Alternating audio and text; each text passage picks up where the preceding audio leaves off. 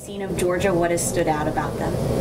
They have a talented offensive front, and good running back, great running backs, great quarterback and wide receiver. So they got dual threats across the whole board.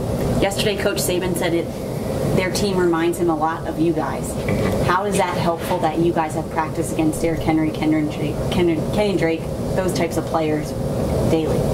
It helps us a lot because I feel like it gives us a slight advantage because we already know how it is going against a physical offensive line, physical backs who aren't going to back down and stuff like that. So I feel like it's going to give us a slight advantage in the game. It's a homecoming for you.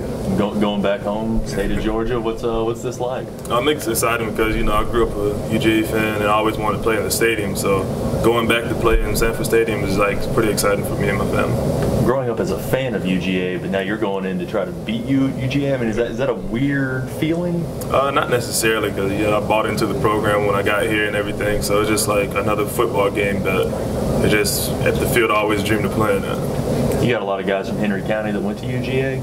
I don't think so.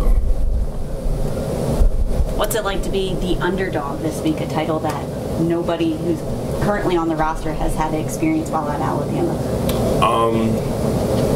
It just feels like another game. I prefer being an underdog just from my high school experience and stuff like that, and past seasons we had in some games. I think it's pretty exciting to going into a game like this, being an underdog just makes you more excited for the game.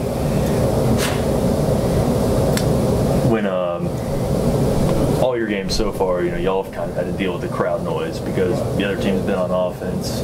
Does it help that you'll be kind of in that silence when you're trying to figure out a way to stop somebody like Nick Chubb and Grayson Lambert? Does it help that you're able to communicate better? Yeah, I feel like it helped for us to communicate better because the crowd noise can affect us getting calls and signals like when they're motioning and stuff like that. So I feel like it's going to help us a lot in stopping their run game and pass game and affecting the quarterback a lot more. Do you feel like it's a slight advantage going up against a pro-style offense like Georgia has as opposed to more of these spread offenses you're seeing more and more of in college football?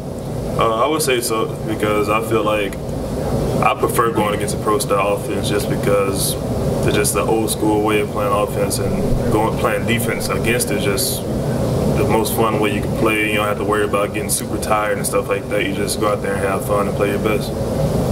Since you grew up a UGA fan, for the fans that are making the trip, what's the one thing they need to do in Athens? I guess, like my family, wear Alabama stuff and don't go back and wear UGA stuff against us. Yesterday, the players are telling us that you guys had a players-only meeting last week. Who kind of was behind that, and what was determined in that meeting?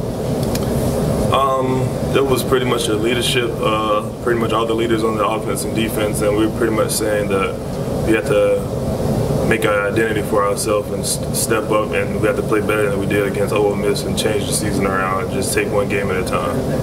What do you think it says when the players come together and kind of do this without having the coaching staff there? I feel like it brings us together as a team and more of a family in such a way, and we don't have to depend on the coaches to be like, oh, we need to do this, and we could just step up and do it ourselves. And then the coaches just focus on coaching us up and making us better on the field. Does that give you more accountability to each other on the field when you're stepping up and taking that role? Yeah, so like when you see somebody messing up on like a play or a stunt or something, or bad techniques, and they start to build bad habits, you'll just step up and try to correct them, or they correct you sometimes. It's just, I feel like it's helping us as a whole unit, as a team. Anything else about? I think we're good. Appreciate it, John. Thank you.